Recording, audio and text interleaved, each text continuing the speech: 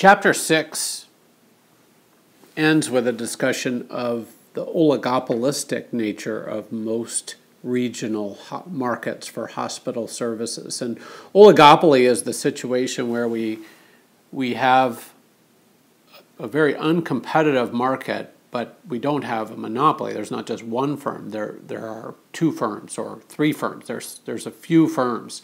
And the firms act strategically in anticipation of and in response to what their rivals are doing. And this demands a very different way of looking at market outcomes. We need a set of models that focus on the strategic interaction among firms explicitly. And happily enough, there is such a family of models. We call it game theory. It turns out the same tools that we use to analyze the confrontation between two chess players or between rival mates in the forest and birds that there's evolutionary biology uses game theory. Military historians use game theory to study outcomes, and every single battle in history has probably been analyzed to death in a slew of published papers. Anyway, we in economics, we pioneered game theory. The economists and mathematicians developed game theory way back at the early 1900s, 1920, 1930 era.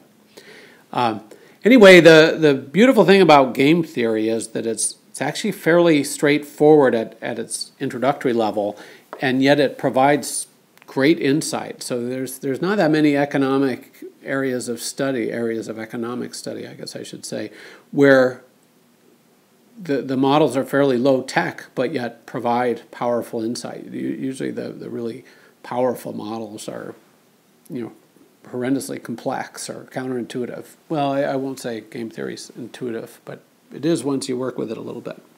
Anyway, I wanted to just introduce you to game theory with this little short screencast. Well, I hope it's short. What you need to study a game or to model a situation with the tools of game theory, you need to specify who the players are. You need to specify what their possible actions are. We call these strategies. It's somewhat of a misnomer, but that's what the literature calls it. We have to articulate what the possible choices each player can make, and then we describe payoffs to every single combination of strategies. And then we have a game, and the most common game is I shouldn't say the most common game. In introductory textbooks, the game that most frequently gets analyzed is called a prisoner's dilemma. And this is a game where the dynamics of the game results in the players adopting suboptimal strategies. There's a combination of strategies that would lead them all to a better outcome, but the dynamics of the game have the players doing something that makes themselves worse off. Let me just give you an example of a game, a prisoner's dilemma game. Let's say we were studying hospital markets. In Chapter 6, one of the problems I've assigned asks you to make up a game, and I can certainly help you with that. But let's say we had two hospitals. One's massive general hospital, and I call the other one called Big Med Center. And let's suppose for a moment that these hospitals competed in price, which we know they don't from our reading, but let's just suppose they did. And then we could say massive general hospital could price their heart bypasses or whatever at a high price, or they could price low. And obviously we're making a simplification that there's just two prices here.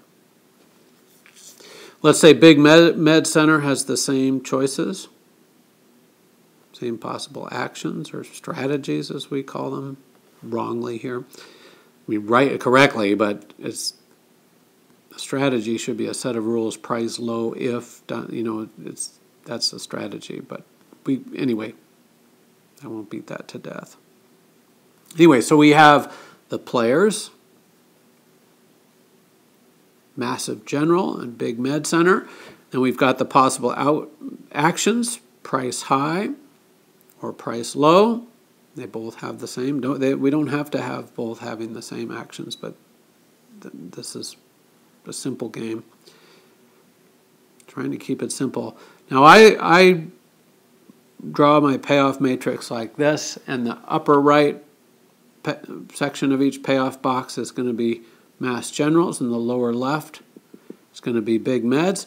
And I've got just a hypothetical. What if they both priced high? Let's say they each make $500 million per year or whatever.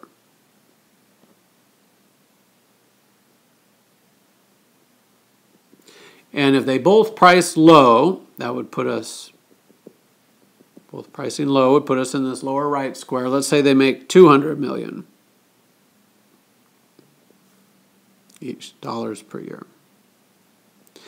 But let's say that Big Med is pricing high and General Hospital decides to price low. Well, now Big Med is stuck with a high price. Everybody runs over to General Hospital, Mass General. And let's say that because of the lower price, they don't make all the money that was made by the two hospitals pricing high. But let's say they make $750 million by getting all the business, and let's say that Big Med is just left holding the bag. And it's a symmetric game, so if Massive General is the one pricing high, they're the ones that get stuck with zero, and if Big Med Center is pricing low, they make the $750 million. Well, notice what's going on here. To solve this game, I'm going to change colors. If Big Med Center thinks Massive General is going to price high, Big Med could price high and make $500 million or price low and make $750. So Big Med's going to price low in that case. On the other hand, if Big Med thinks General Hospital is going to price low, well, Big Med could price high and make zero or price low and make 200. Well, 200 is better than zero. So again, Big Med Center is going to price low. Whenever a player has a set of options such that no matter what their rival does, that's Mass General is their rival, no matter what their rival does, their best option is always the same, in this case always to price low. We call that a dominant strategy.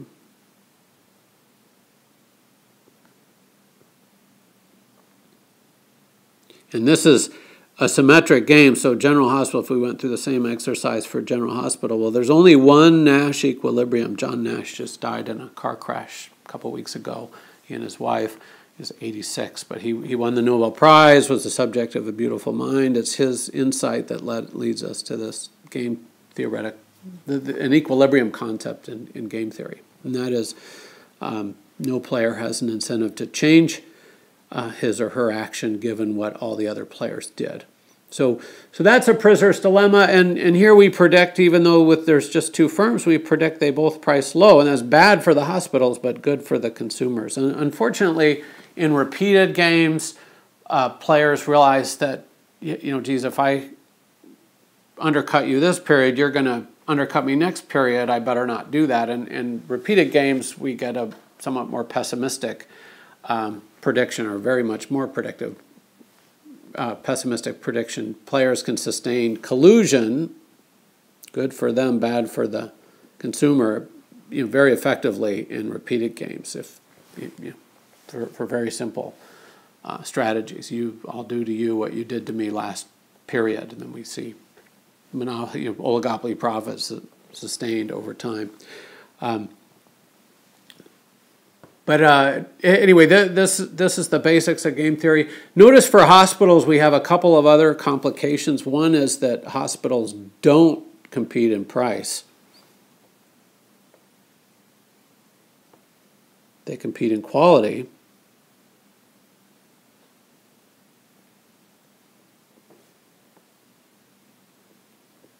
And what's more,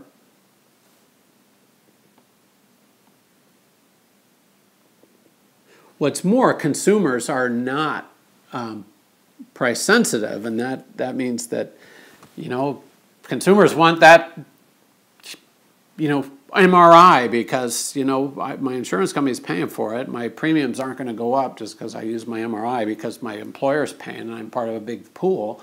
It's not like car insurance again, or home insurance where you put a claim in, your rates go up. It doesn't work that way in health.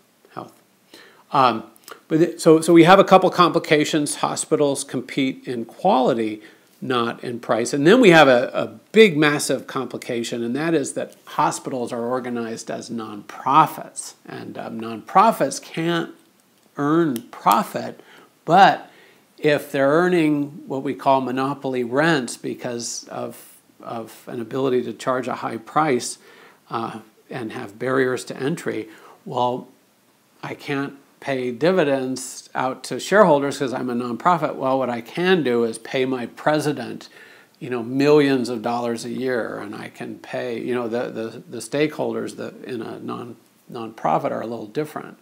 But we do see evidence in nonprofit hospitals of extraordinary returns, and we see high-paid hospital administrators. Doctors are increasingly shifting away from private practices to being hospital doctors because they can do much better there in the current climate. And that's not Obamacare. That trend has been in existence long before Obamacare. Anyway, hospitals are sort of fun and interesting to talk about. We'll do that this week.